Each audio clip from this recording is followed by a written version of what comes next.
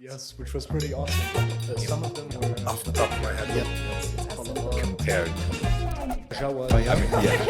You are now listening to the Voices of Dubai. You're listening Watching the Voices of Dubai with Joe Hage. This is the Voices of Dubai. Rudy, thank you very much for joining me today. It's a pleasure to have you. Thank you, Joe. It's my pleasure to be here, and I feel this is going to be an exciting episode. So Absolutely, absolutely. I remember the first time we met was in 2015. I was working at Montage as a sound engineer, and it was my first gig ever, Right. coming from Canada. Right. So I studied in Montreal for 8 years, and I remember we did so many sessions throughout the years from 2015 till today. We still work on multiple projects together. Sure. And it's funny because on some projects, you were either the Arabic voiceover and I was the English voiceover. So for Correct. stuff like Panadol Yeah. and Gillette, for instance, you were recording in the Saudi dialect. Correct. And I was recording in the Lebanese dialect. Correct. And for McDonald's and like other brands, we also shared the mic in the same language, which For is sure. pretty For awesome. Sure. For sure. So Rudy, I'm curious. Do you remember your first voiceover session ever? I do, yeah. I remember one of the early sessions that I would never ever forget, and I think these sessions were more of, it wasn't me thinking like, okay, yeah, this is what I want to do, because I'm a sound engineer. That's what I studied. That's what I've been doing for some time. So it was more of me directing voiceover artists during recording sessions, right? A session director. Yeah, like how we usually work behind the mixer and how we direct musicians or talents or whatever. So it was me sitting in a recording session with a client and a voiceover artist in the booth, and it was kind of like not the typical what I usually do in terms of like the languages, like I mean, do Arabic with different dialects or English.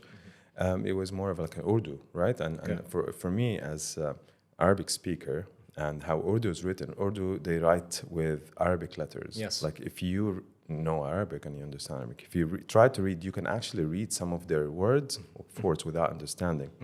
So it was interesting. The talent was doing his best to kind of give the client what the client is looking for in terms of tonality and stuff. And the fact that we kept on repeating that small sentence or like few sentences here and there, kept on repeating it kind of got stuck in my head. And for voiceovers, our talented people in this, usually we try to mimic or we try to like,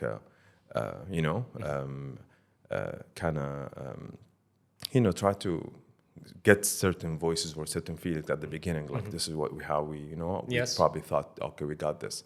So it was just the guy was repeating over and over, and I was like, and I was telling him, okay, try this way, try that way, try this way, try that way, and in saying the actual commercial, and the client next to me was like, why didn't you do it? I like the way you're doing it. I was like, but yeah, I don't speak Urdu, but like he's like, yeah, you're actually doing it right. I think it sounds good. And he's like, I'm the client, don't worry, I'm gonna approve this. I was like, okay, I'll give it a shot. I mean, and then he's like, yeah, can you please do it? And I did my version, I think, and then they used it, and I was like, okay, wow. That's not in my language, like a language that I've never ever like spoke before in my entire life. So yeah, it was funny. That's pretty awesome. Yeah. So let me get this straight. You were directing the talent into trying different tonalities, Correct. trying to put accents on different types of words, different words within that commercial. Yeah, like and it wasn't working. Yeah, because for us, when we direct, because I've done many, I would say, like recording sessions in different languages, in Russian, in French, in Hindi or Urdu or even Tagalog or like different complete different like languages that I never understand, right? Like I don't understand, but for us we do understand the tonality. We do the tone to things. We do understand the energy, how you go up and down with the script. Where do you need to emphasis more? When do you need to have less, and that's how we usually do it for most of the sessions. So for me, it was that, like, I was giving him, okay, maybe go up and here a bit, maybe just here and this, and I kind of like got that, and that's actually what got me thinking afterwards that, okay, I do this, and people like it, and then might as well I just try myself, and that's how I got into voiceover. Nice. Yeah. That's super interesting. And out of curiosity, do you remember that line that you had to record in Urdu? Of course. I'm not sure if I'm going to get it right for all the Urdu-speaking people watching us in this episode. I'm not sure I'm going to get it right, but I will try to get it right. It was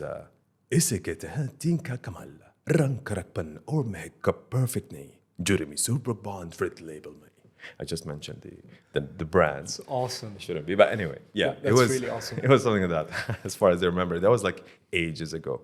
Which year? It was I think in 2007, maybe 2006, maybe, yeah. Wow, we've come a long way. 5, something like that. Yeah, it's been ages. And back then, were you in Saudi Arabia or were you in Dubai? I was in Saudi Arabia. After I finished my studies in Cape Town in South Africa, I moved back to Saudi. I was born and raised in Saudi Arabia most of my life, and I went schools and everything there. So moving back to Saudi after South Africa, I got into working professionally in different companies and studios and stuff like that, and got to meet and work with really top people in the industry. And I happened to actually work on some really exciting projects. So yeah, it was after South Africa, and it was one of the companies I've worked at as I was managing the sound production. Nice. And I'm curious, what are some of the challenges that you faced initially when entering the voiceover industry, or when you discovered that you had a knack for it or a passion for it? Some of the challenges, I think, like in any let's say thing that you do for the first time or as a junior, you usually not sure, thinking a lot of they might like it, they might not. Am I going to be able to do it? I might not. So for me, it was more of a very somehow a bit, I would say, overwhelming, like to go into a session and they've selected you and you want to, be at your best. Yeah, you have to be sure that you are going to nail this. You're going to, and it was more of like just trying to understand what they're looking for and how you can actually translate that into a voice for the commercial. Did you face any imposter syndrome? No. It was just trying to make sure that I want to do this right, and I want them to select me again for their upcoming projects. I want to be professional enough for them to say, yes, we did it with this person, Because, I mean, when I entered doing this professionally, I mean, a lot of people were already there in the industry, in the I would say, doing this for years and stuff. So you don't want to just enter trying to be like, you either enter with a really good talent and a good, giving your all to it, or you just don't do it, because I mean, nowadays a lot of people, they approach me, or a lot of friends, I want to do this, I think it's cool. Yeah, it's a cool thing to do, and I love doing it, and we all do, but you should have a talent too. It's not like it's not an easy kind of job. Nothing is easy in life, and I believe that you should. The talent is good, but it's not enough. You should put a lot of work into that. You should listen, and biggest part of what we do as voiceovers is we listen right. You won't be able to deliver anything if you don't listen to yourself. If you don't listen to how you're being. How the comments are coming from the director or whomever, right? So you need to listen right. In order for you to listen right and translate that into your voice or coming through your brain, vocal cords, getting out of your mouth, you need to be able to listen right. It's like people singing. If they don't listen to themselves singing, they won't be able to sing. Sure. So the same thing with voiceovers. If I you love don't, that. yeah, it's the same thing. So you might have a really nice voice, but at the same time, the nice voice is not enough. Because what is a nice voice? You might have a deep voice and think this is really nice. Okay, it isn't a nice, soothing, very nice, cool. But I mean, that's not enough. If you're not able to use it properly and to actually be able to have the flexibility with your voice, then that's not enough. So I love that. yeah, I love that. I love that you say that, well, first, passion in what you're doing is essential. And then what you said about talent not being enough, I absolutely agree with that. I mean, talent without the practice, without the dedication, the hard work, 100%. and as you said, listening to yourself. I find that, well, we both know people who say, oh, but I hate the sound of my own voice. You know, a lot of people say that. And what I believe is really essential for any voiceover actor is to learn to appreciate their own voice and learn to listen to the different nuances within their own voices and take advice from other professionals. So I'm really happy you mentioned this, because having a golden voice is not essential Yeah. to break into the field. For sure. I think I mean, you can use this for anything that you want to do. Forget about voice, just do voiceovers for anything. If you don't, if you have a talent in something, you really should work on it and should give time and should always dedicate time and efforts towards becoming better at it. So maybe later on you become a professional that is needed, you know, in whatever industry, whatever passion you have. Yeah. And can you recall a memorable event or session or pivotal moments that really changed your career in the voiceover industry?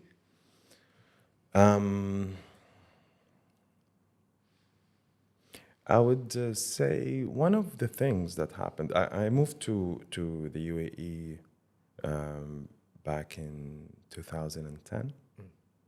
And before that, I was working, as I said, in Saudi, and I was doing gigs here and there, voiceover gigs here and there. One of the commercials or one of the brands that I did for, can we say brands? Of course, yeah. Yeah, sure. Yeah.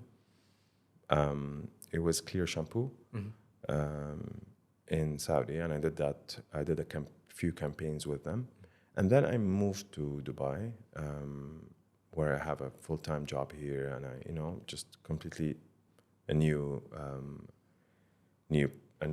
country, new colleagues, new clients, and everything. A new life, really. New life, exactly. So I kind of put a pause on the voiceover part, just because I was very busy, like getting into the you know, work and life and stuff like that. So I kind of put a pause on that for some time.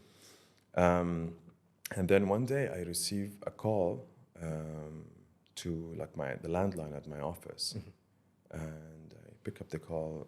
The receptionist was like, "Hey, someone named, I can't remember, like she's looking for you." I was like, "Yeah, sure." Who's she? So I picked up the phone and was like, "Hey." She's like, "Hi, is this Rudy?" I was like, "Yes, it's me." She's like, I had to like really go around and look for you everywhere, because back then when I first moved, I think Instagram wasn't even there. It was- 2010, yeah. yeah, I'm it not was. sure when. Yeah, I think so. It wasn't that as easy as now, as today, like with all the social media channels that people have usually. So it wasn't that like easy. So I don't know. So she had to look for me on LinkedIn or I don't know where, like whatever, to find out where I was working, and then Take the office number and then called, and she's Wow. like, I want to make. I was like, yeah, what's up? She's like, we've been looking for you. We have this campaign for Clear, and we need your voice. And the client asked specifically for your voice because you've done like all the previous ones. And then, so are you the one? I was like, yeah. She's like, amazing. Then, let's give me your phone number, your mobile number, and let's actually start planning the session. And yeah, it was, and at that moment I felt like, oh wow, like I never thought that people would actually go look for a certain person to do the voice for whatever. I mean, a lot of great, amazing voiceovers or voiceover artists out there. But for me to look for me from the UK or nowhere to find me and like to then to be able to, you know, be on it, I felt like I was like, yeah, I think, why did I stop? I should go back and I should really start, you know, getting back into this. Yeah. So that was like your wake-up call or time to get back in the game kind of thing. Yeah, that's not the only thing about just voiceovers. A lot of things I'm passionate about in life, I kind of put them on hold, and then I realized, why did I do that? But yeah, I mean, it was some sort, as I said, like a wake-up call. Then yeah, I did the sessions, and I was actually happy, and the producers were like, oh, where were you? Yeah, like it was amazing. So I was like, okay, now I think it's time for me to go back, and because there was a potential, and I was people were looking for that. I don't know what the difference of talent maybe I have, and that's why I believe every single person has something. You might have the best voice, you might have the best look, you might have the best whatever. But maybe that's not what people they look for when they look into you. You know? You might have something that nobody has. You know what I mean? Yeah. So yeah. I love that, Rudy. And before I go into my next question, I just want to comment on what you said. And well, being a brand voice, you're the brand voice for Clear, for Cheetos, and for so many other brands. Correct. And from my experience, in order to retain a client and become their brand voice, I think it's like you said, a total package. It's not just about the voice or how you look or how you sound. It's also about the attitude. For sure. The amount of work that you put in yourself. For sure. And my personal favorite, what I believe is the most important, is the amount of service that you will provide your client. And a philosophy that I always used in every recording session is always give more than what you're expected. Always give more. So let's say you're just expected to do 2 reads of a corporate script. I would offer a 3rd read. 100%. You know, just tweak it my own way, or 100%. just so the client has options and you're providing an additional service. And I think that when it's a passion for you, you do it gladly. Right? You don't feel like it's a job. Absolutely. Actually, it's funny that you mentioned that. A few days back, I had a session where I recorded, and the client was happy. And then I felt like, but I can do better. I can give them better.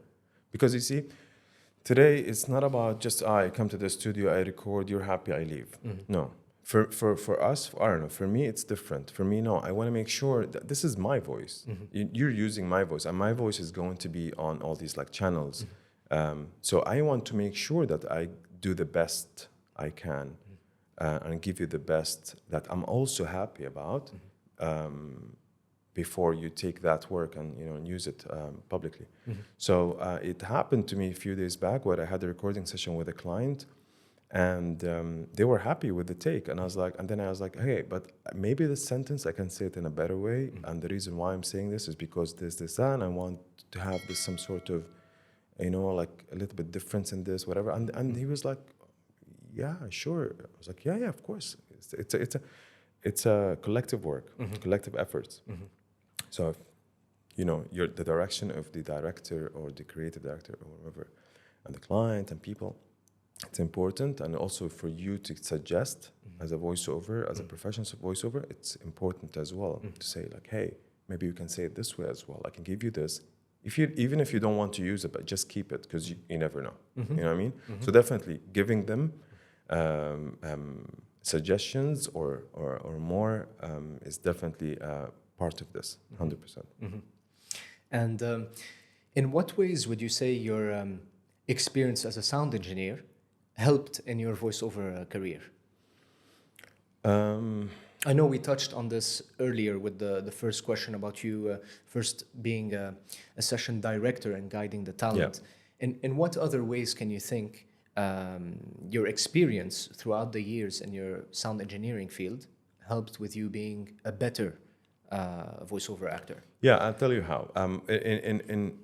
In when it comes to editing voiceovers or editing anything, I love that part of my being a sound engineer. The editing part is fun for me, and I would say I've been working on this for years, and I kind of developed a certain skill to being super fast in finishing and editing and stuff.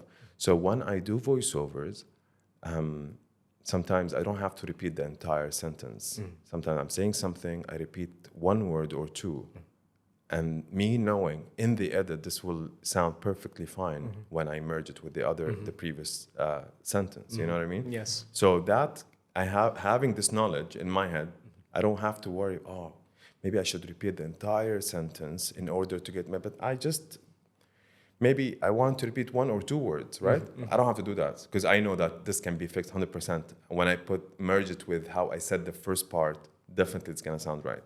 So I think, sorry, I hit the mic.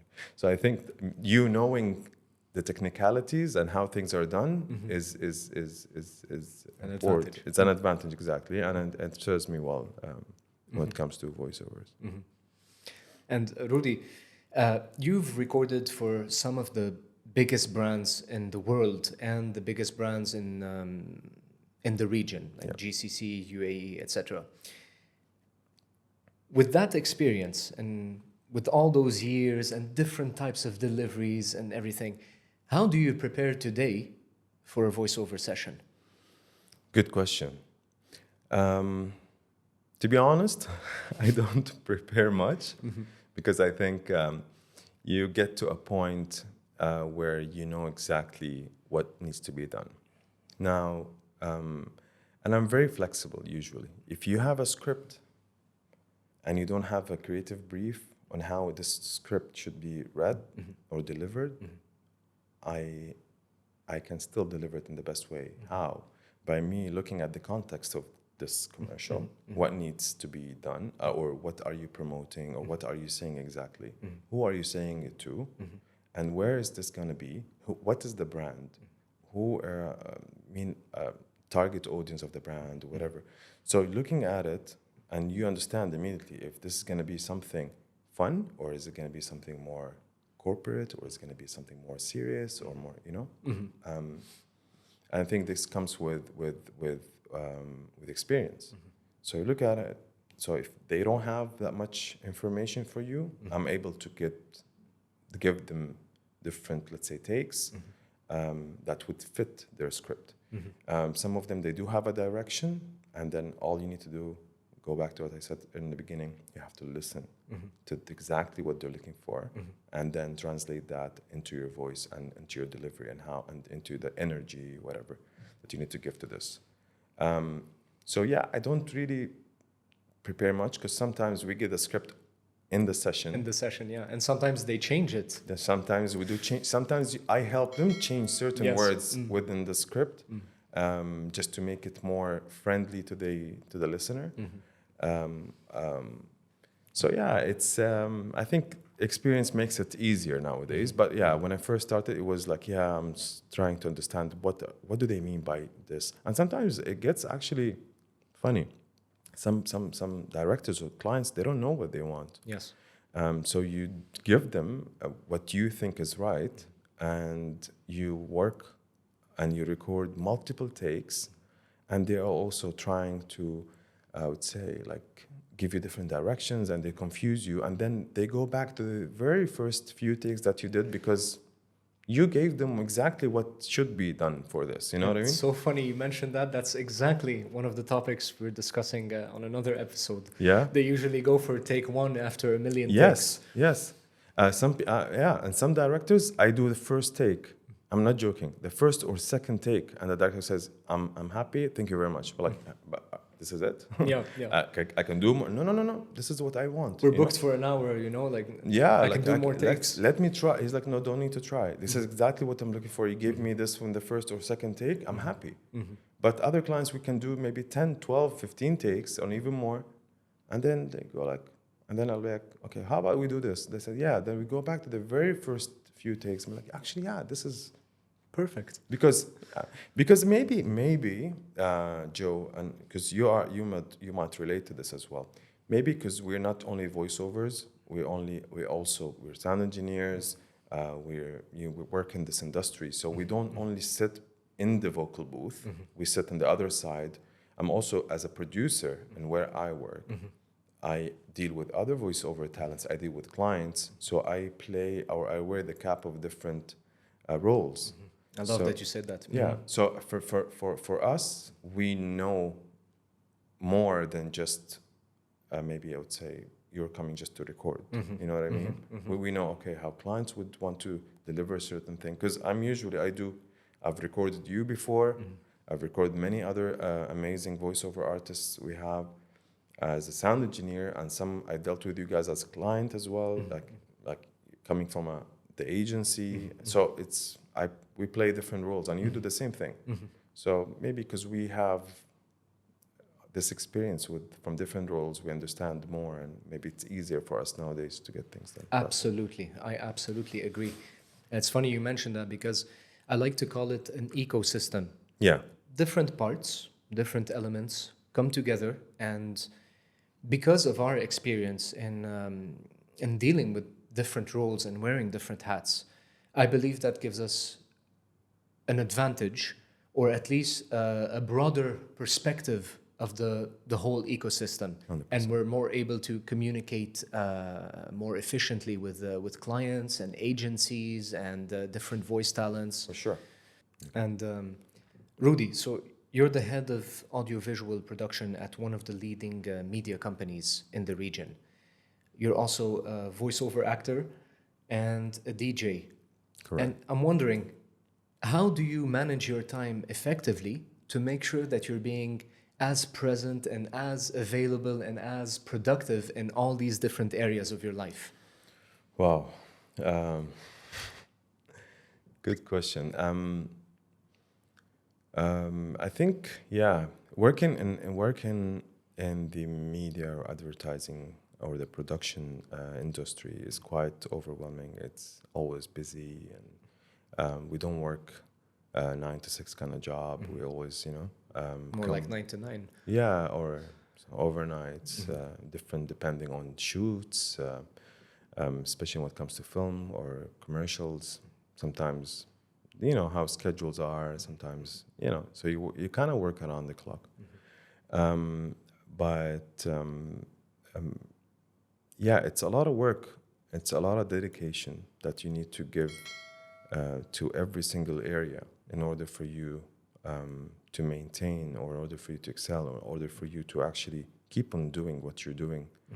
And I'll take us just a step back and say, before answering this question, what got us into doing what we do today?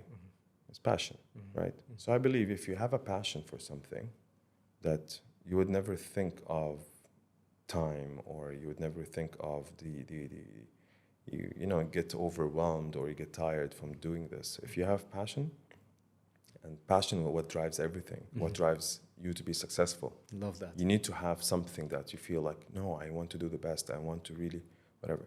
So passion, I would say, is the main drive. Now, coming to your question, it's definitely tough, especially that, I have a family, I'm married. I need to have this work-life balance between the 3 things that I do and my family. But I mean, it requires hours and hours to be able to juggle things around and to keep them at somehow the same level of importance. Definitely, my day job is very demanding, and I've been in this company for over almost 13 years. 13 years, over Wow. 13 years now. That's awesome. So, and I hold, and I have I would say, big respect to the owner of this company, and I'm part of the family. Part of, I would say, I consider myself one of the founders, because when we started, we were small, and today we are across the region. So yeah, I can never give less than Your let's best. say, my best, exactly. So that is one big part. And then the other things, the other areas, I would actually thank my wife for encouraging me always into doing and chasing what I love. And I would give her credit, especially about me going back into DJing, because, I mean, people think such jobs, they're easy. They're not easy. They require a lot of time preparing. They require a lot of time listening. They require a lot of time working on your own style or a brand or whatever. And then she was part of me going back into doing that.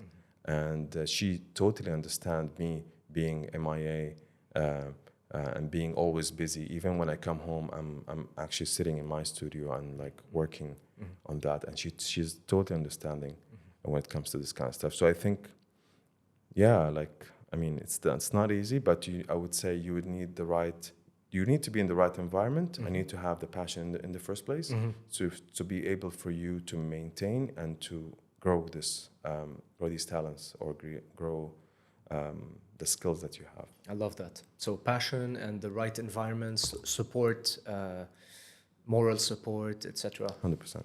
That's awesome. My next question is something that everybody's wondering about in our industry, AI. So we both know that AI technology has come to a point now where it can literally clone human voices. And a lot of people are divided in what they think is going to happen. I'm curious, what do you think about this development? Well, very good question, actually, because I was thinking, I had a different, like, I read a lot about it, and I had a lot of, I would say, debates and conversations with friends in the industry. And I think, I believe technology will never, ever technology is very important, and it's in everything that we do nowadays, and it has definitely its pros and cons.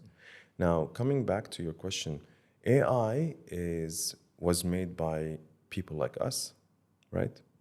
And yes, we've heard all these like AI apps and websites where they actually mimic and do, like, you just write a text and it gives you a proper voiceover. But as professionals, we know that this is still in the early stages, and it lacks a lot of emotions. It lacks a lot of, I would say, weight into this voice. It's not just like, okay, reading a script. If it was reading a script, anybody can read a script. Anybody can whatever. But it's not that. Yeah, it's more than just reading a script. So I think the future is going to be like this.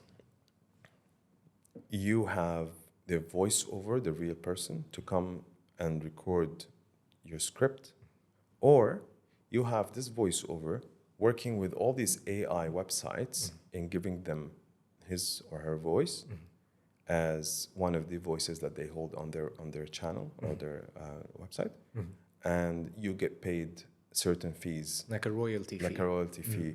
for people going for that for your voice if you get selected. So it's not gonna stop what we do, because we are capable of doing more than AI, because the human brain is very strong and very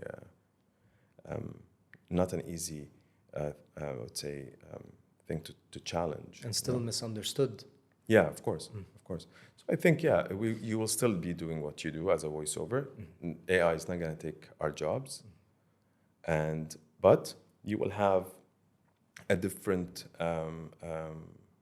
ways of doing this job. So it's either, as I said, doing it for a website that people can actually use it and whatever, and then at certain conditions, okay, you want to use my voice, you can use it for products or brands or mediums 1, 2, 3, but you cannot use it for 1, 2, 3, for example. So it's like applying some sort of a filter. Yeah, and it has to be like this, because I'm sure a lot of people have seen now recently, a lot of people are taking famous people's voices and putting them into things that they never said or they never done, and that's creating a big problem. So if AI needs to be successful and needs to be used in the best way possible, it needs to be it needs to come with some sort of legal or some legal guidelines and stuff like that. So yeah, I'm happy to give you my voice, but you're not allowed to use my voice for 1, 2, 3. Otherwise I'll be going against you. Yeah. So yeah, I think that's how it's gonna be. And also, see, us humans, we have a fear of the unknown. We always don't know. Okay, what's gonna happen? Whatever. Like what happened during the COVID-19, the pandemic, and all. It changed and it shifted the industry and how we do things. I would say 180 degrees. Before we used to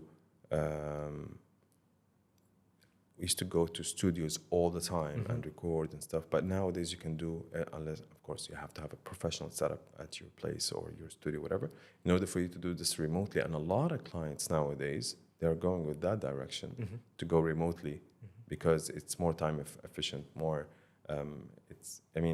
People got used to it to an extent. خلاص, you don't have to really be physically somewhere. You can be remotely anywhere. So it has the goods and the bads, You can be anywhere in the world and still serve your clients in a specific region. Yes. So, everything comes with technology, or everything comes with all these kind of stuff, comes with the pros and cons. And I think if you just use it right, it should never have or be afraid or fear anything. Absolutely. Thanks for sharing. My next question is a hypothetical question. So it's a hypothetical scenario. Let's say that someone who's very interested in joining the voiceover industry comes to you and they ask you for your 3 truths.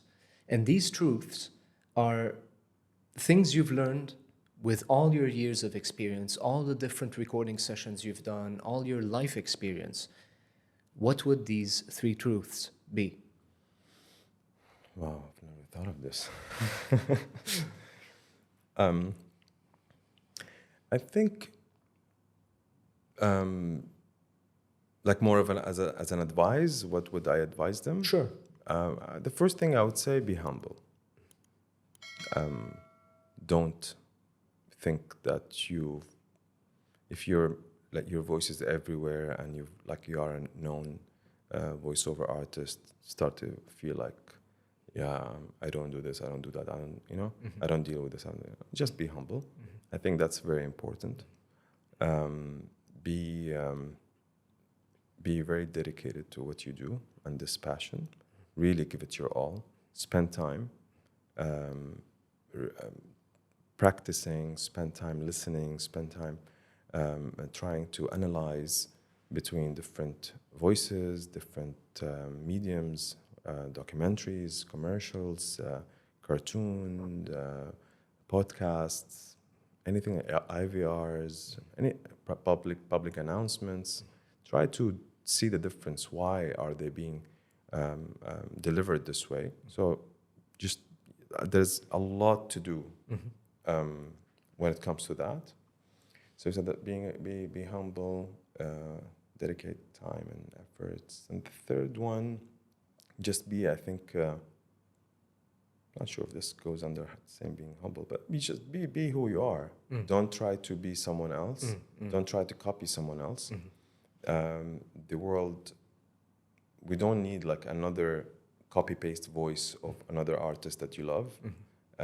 Just you have a good, I'm sure every single person has a voice, even if it's not a deep or kind of voice. If you can have whatever voice like this, and this works for character reads. Exactly. You can have whatever it is, and so just be who you are. Have that, and just be a people person. You need to be nice. You need to be able to talk to clients. You need to be able to talk to producers. I think, and of course, adding a bit to it. No, understand the technicalities as well when dealing with sound engineers or when dealing with in sessions, because sometimes you need to be fast, you need to be slower, you need to be this, you need to have a word that comes in a specific less than a second, things like that. So you need to work on that technicalities a bit, understand what's the reason that why you have this, why you have this sponge on top of the microphone, understand the environment, why do you need to have the acoustics, why do you need to have the, all this down, understand more technicalities about just going and showing to a studio and speaking to a microphone. You need to understand the environment, you need to understand the what's been used and why do we have all of this. I think, so that comes back, and I think, no more, dedicate time and just be humble. That's awesome. So just to recap, point 1, be humble. No amount of fame or success makes you better than anyone else. Yeah. Number 2, keep learning and keep educating yourself and keep practicing. And number 3, be yourself, be authentic. Yeah. That's Don't try awesome. to copy anybody. Just be yourself. That's awesome. For sure. And Rudy, you're the brand voice for many of the top brands, like Comedy Central Arabia, Cheetos, and so many other brands out there. And I'm particularly interested in Cheetos because that role is really the role of a character. Yeah. Could you tell us a bit more about that role? Cheetos, or Chester, the character of the brand Cheetos, is a very interesting character. And when I did the first time I did casting for that voice, I've always loved the personality of this character, and it was interesting how I was able to deliver not only his character but also the voice. Now the voice comes not only with just the voice. A lot of people can do deep voices or do character voices, but also you have to have this character that he's that kind of person that he knows it all. Is very Self-assured. Exactly. So he's very, I told you. See, like, of course I know, what I'm talking about. So he's a very fun character to be to have his personality and to deliver that as a voiceover. Can you give us an example of what he sounds like? Yeah, of course. So you have to go down a bit like this and then give it a bit of يلا Chester جاكم ومع مفاجآت. Nice. So usually when I do the voice for Chester, I have to record myself, film myself, because they want to take the expressions of my face. Wow. And they use it for the animation. That's awesome. Yeah, so like it's not only just the voice, it's also the facial expressions, how I do things, So yeah, man, I love Chester, and I love this character, and I love I'm actually honored to be selected to be the voice of Chester. That's awesome, man. That's awesome. And Rudy, I want to take this moment to acknowledge you for all the work you've done, not only as a voiceover actor. I mean, you gave me an opportunity ages ago to learn from you in terms of audio engineering, and I always appreciated that. Oh man, it's and we've had the pleasure of working together on different sessions, either as I'm casting for your voice or you're casting for mine.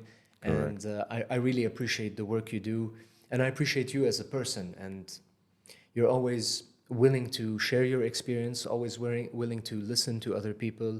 And yeah, man, I mean, that's really cool. Thank you. Thank you so much, Joe. I think it's honestly, I would say likewise. I mean, I've always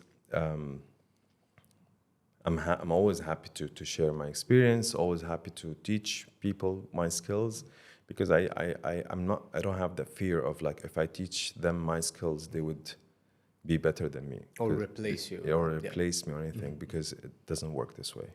If we go back to maybe at first, in the beginning of the conversation, you have something that nobody has, full stop, So I've learned from you as well, and I appreciate you as a person, because I know how you're a hustler, man. Like you are a person who worked really hard on yourself, and you're not only just a voiceover. You're a sound engineer. You're an amazing producer. You're an amazing sound designer, and you're also an artist. And you sing and you perform. And I think I value and I appreciate such people. Thanks a lot, man. That means a lot. Yeah, it's because I know the back end. I know the hard work that we put into this in order for you to reach somewhere. It might seem simple to people playing an instrument, but it's never really that easy to become a performer or someone people can come and listen to. So thank you for your words, and I appreciate everything that you just mentioned. And I as I said, I appreciate you as a person, man, and Thanks, bro. on a personal level as well. Thanks, bro. Thanks a lot, man.